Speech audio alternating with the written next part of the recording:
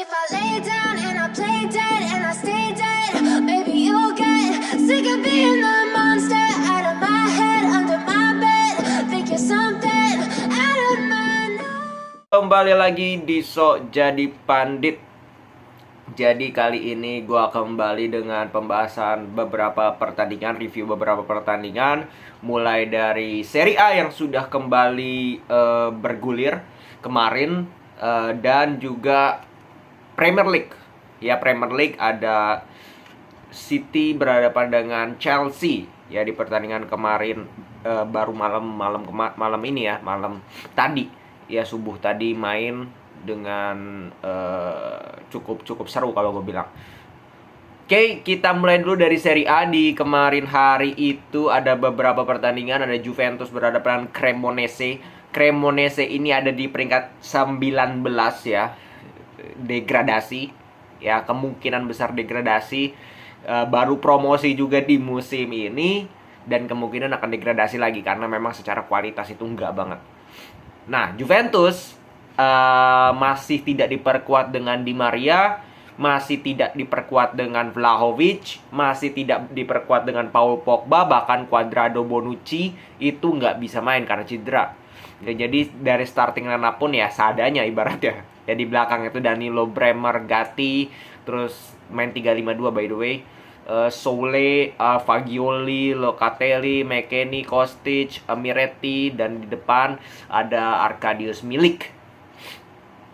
Dan Juve pun ya mereka menguasai, tapi harus di menit-menit terakhir mereka baru bisa cetak gol lewat free kick yang luar biasa, dramatis, keren dari Arkadiusz Milik. Jadi Juve menang ya, dan udah di peringkat 3 Bung Juve ya.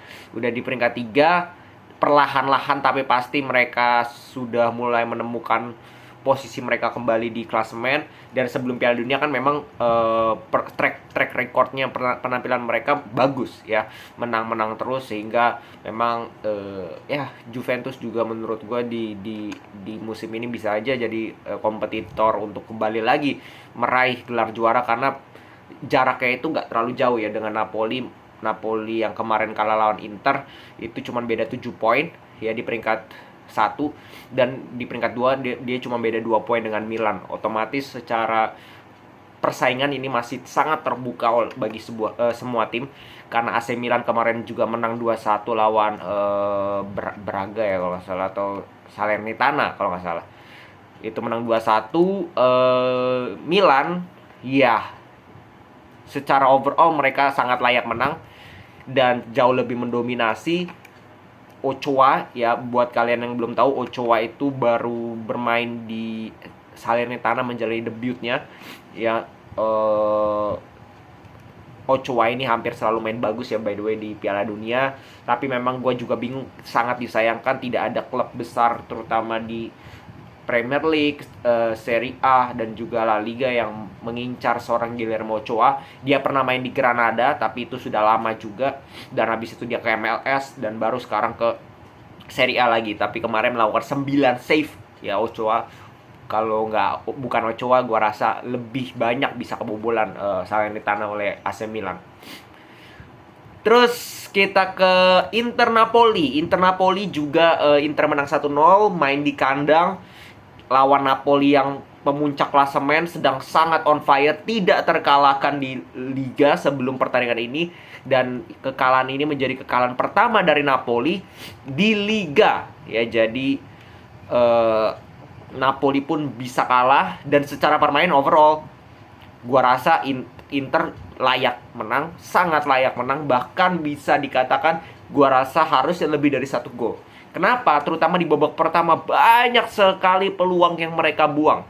Sangat banyak, dari Lukaku, Di Marco, Dzeko juga buang-buang peluang. Ya finishingnya itu ke atas. Aduh.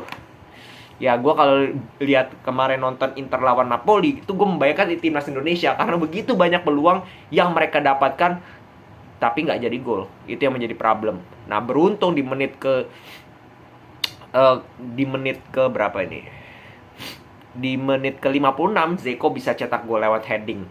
Ya akhirnya bisa ada yang gol, Dan setelah itu juga Napoli nggak banyak bisa membuat membuat peluang yang berbahaya. Dan ya gue bisa katakan ini salah satu penampilan yang terburuk dari Napoli ya menurut gue. Mereka menguasai ball possession iya, tapi secara peluang mereka tidak create yang begitu berbahaya. Dan Inter sangat layak menang kemarin, dan membuat posisi Inter juga menjadi menempel Juventus beda 1 poin. Ya kembali lagi seperti yang gue bilang, Champions League dengan juara ini masih sangat terbuka, dan gue melihat masih tim-tim klasik ya ibaratnya itu memimpin di 4 besar, Napoli, Milan, Juventus, dan Inter. Ya semoga nanti kita lihat seberapa konsisten mereka dan bagaimana hasil akhirnya, podiumnya seperti apa nanti urutannya, apakah sama dengan seperti ini atau nantinya ada perubahan dari segi posisi. Lalu kita ke Copa del Rey ya. Copa del Rey nggak ada yang bisa gue bahas juga, mungkin Barcelona Inter sedikit. Intercity ini by the way main di divisi ketiga ya, divisi ketiga, dan mereka itu peringkat ke 16 di zona degradasi. Jadi udah main di divisi 3, main peringkat 16. Barcelona turun dengan ya mayoritas sebenarnya pemain cadangan ya, cuman ada beberapa pemain inti juga kayak Jordi Alba, kayak Koundé, kayak Araujo, kayak Busquets, bahkan Dembele dimainkan, Ferran Torres juga dimainkan, tapi mereka kesulitan lawan Intercity. Bahkan mereka harus imbang 3-3 secara 90 menit, harus menang lewat gol di menit 103 lewat Ansu Fati. Jadi Barcelona pun kesulitan main di Copa del Rey, meraih kemenangan lawan divisi 3, dan mereka akan tanpa Lewandowski di 3 pertandingan ke depan. Itu menurut gua akan menjadi suatu ujian juga bagi Xavi dengan Barcelona. Apakah mereka bisa bermain dan menang secara bagus tanpa seorang Lewandowski? Ya karena terlihat lawan divisi 3 peringkat 16 loh, mereka kesulitan untuk bisa menang. Jadi ya kita lihat nanti seperti apa, apakah mereka bisa tetap konsisten atau nantinya akan drop dengan tidak hadirnya seorang Lewandowski. Nah kita ke main menunya, yaitu adalah Chelsea berhadapan dengan Manchester City.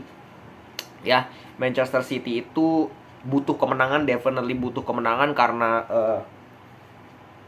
mereka harus menempel Arsenal. Sedangkan Chelsea butuh kemenangan supaya mereka ini nggak terlalu jauh dari 4 besar. Ya, dan Chelsea main dengan 4-2-3-1, City pun main dengan 4-3-3, jadi nggak beda jauh. Sorry, gua agak pilek ini. Chelsea, Kepa Arrizabalaga, Thiago Silva, Koulibaly, Cucurella main di kiri, Aspi di kanan, Zakaria Kovacic di depan. Itu ada Pulisic, Sterling di belakang striker, Ziyech di kanan, dan Havertz sebagai striker. Manchester City seperti biasa main dengan justru 3-5-2. Ya kalau gue lihat di sini, atau 3-2-4-1 atau 3-6-1. Walker, Stones, Ake di belakang, Bernardo Silva dan Rodri sebagai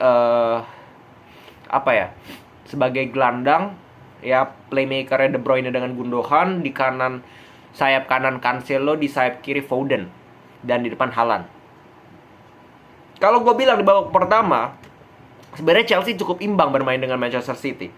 Ya, Manchester City ya menguasai bola tapi nggak banyak create peluang juga, dan terlihat ya Chelsea bisa ngelawan, definitely mereka bisa ngelawan di babak pertama ya. Chelsea mungkin dapat setengah peluang dari Haaland yang dia terima through pass, terus kontrolnya bagus tapi tendangnya masih ketinggian. Abis itu juga nggak banyak peluang. Chelsea dapat 2 peluang, 1 peluang besar kena tiang sama Chukwuemeka yang menggantikan Pulisic di menit 22 ya. Chelsea ini juga rada suwe ya ibaratnya, karena Sterling contoh di menit 5 udah cedera, Pulisic di menit 22 udah cedera, harus diganti Chukwuemeka sama si Aubameyang. Dan Chukwuemeka dapat peluang emas kalau gue bilang, kena tiang. Habis itu ada setengah peluang dari pergerakan Ziyech di kanan, sisanya juga nggak banyak. Jadi secara overall tadi yang gue bilang, di babak pertama terutama mainnya cukup imbang, mainnya cukup hati-hati keduanya, tidak terlalu mengambil resiko. Ya, lebih banyak pemain di tengah dan juga di belakang, tidak terlalu frontal lah ibaratnya dari kedua tim. Masuk babak kedua, menurut gue awal babak kedua Chelsea memulai awal babak kedua dengan tidak baik. Ya City tampak lebih ngegas, lebih majuin pemain, lebih pressing, ya lebih high press ketika kehilangan bola, dan itu terlihat Chelsea itu agak panik di situ. Terutama di awal-awal ya sampai menit 60-an. Chelsea banyak sekali salah passing terutama di belakang, dan itu menurut gue sangat berbahaya. Kalau lu salah passing di depan, di tengah oke, masih mending, tapi kalau lu salah passing di belakang, di lini pertahanan, itu sangat berbahaya. Karena apa? Karena jarak antara pemain lawan dengan gawang itu sangat dekat ketika lu kehilangan bola di belakang. Nah, itu yang seringkali dibuat oleh Chelsea, sehingga City dapat lebih banyak peluang di awal-awal babak kedua. Ya mereka dapat setengah-setengah peluang shots dari jauh, Haaland juga dapat, De Bruyne dapat, tapi masih belum jadi gol. Bahkan ada situasi crossing dari De Bruyne, Nathan Ake kena tiang. Sampai menit 60 itu siapa masuk ya? Jack Grealish sama Riyad Mahrez masuk. Dua pemain menggantikan Bernardo Silva dengan Foden, yang memang penampilannya dua pemain ini kurang menurut gua. Ya tidak seperti biasa. Masuk menggantikan dua pemain itu, langsung berkontribusi 2 menit berselang lewat sebuah kombinasi, sebuah passing bagus, finishing bagus. Ya lewat Grealish melakukan passing yang bagus kepada Riyad Mahrez 1-0. Nah, setelah itu harusnya Chelsea merespon. Ya, harusnya Chelsea merespon, tapi ya mereka tidak punya banyak peluang juga. Dan kalau lihat pemain yang dimasukkan, Gallagher, Lewis Hall, Omari Hutchinson, ini pemain muda semua, dan ya gue sih paham juga. Maksudnya Chelsea tidak punya pemain pelapis, terutama di depan ya. Kalau gue lihat itu PR berat sekali. Ya pemain depan mereka sangat-sangat underperform kalau menurut gue, dan ini menjadi PR juga bagi Graham Potter. Ya mereka belum bisa keluar dari tekanan penampilan yang buruk, hasil yang buruk. Dan kalau feeling gue, kalau gue jadi Todd Boehly, kemungkinan transfer musim dingin nanti gue akan datangkan pemain, sesimpel itu. Karena terutama di lini depan, karena Chelsea butuh sekali pemain depan yang bisa cetak gol. Karena kalau lihat Pulisic, Sterling, Havertz, Ziyech, Aubameyang, semua sudah dicoba. Bahkan sampai Mason Mount itu semua nggak perform. Sehingga butuh pemain lain kalau menurut gue yang direkrut oleh Chelsea, sehingga membuat lini depan Chelsea kembali bisa cetak gol. Kalau nggak bahaya.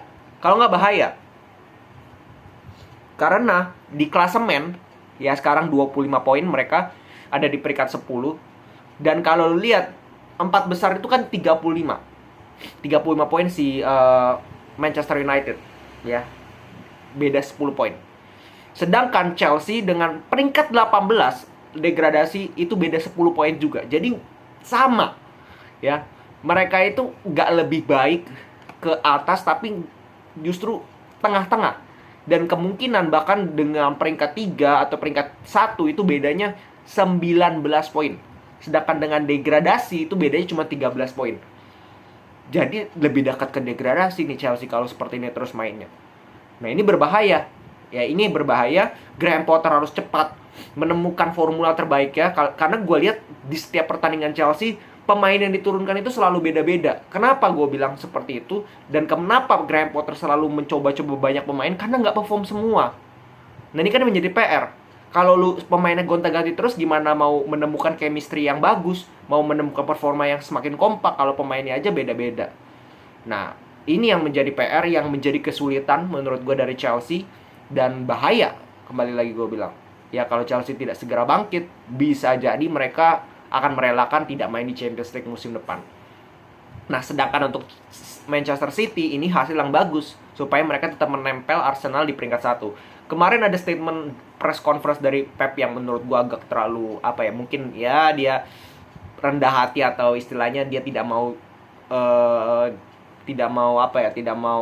jumawa atau gimana. Dia bilang ya dengan penampilan Arsenal seperti ini, kalau konsisten mereka bisa lari 100 poin bahkan lebih kalau kata Pep. Dan katanya ya mereka punya peluang jauh lebih besar untuk juara dan kami tidak bisa mengejar mereka, sesimpel itu. Dan itu menurut gue pernyataan yang ya ya mungkin dia punya respect kepada Arteta, punya respect pada Arsenal, jadi dia mungkin memuji-muji. Tapi kalau kita dari klasemen beda 5 poin, masih sangat terbuka. Ya, masih sangat terbuka. Mereka juga belum ketemu dua tim ini di paruh kedua, jadi masih sangat terbuka. Dan gue lihat 4 besar ini akan menjadi perebutan yang sangat seru sampai akhir musim, karena semua tim ini masih punya kesempatan untuk menjadi 4 besar ya di Premier League ya, dan lolos ke Liga Champions. Dan terutama gue pengen memantau perkembangan dari Newcastle seperti apa, apakah mereka bisa menjadi Leicester ya, Leicester di 2022 ini, atau hanya sekedar tim yang mengejutkan di awal lalu akan drop di akhir.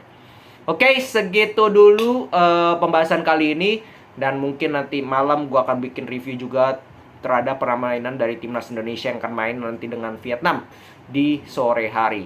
Segitu dulu, salam sepak bola.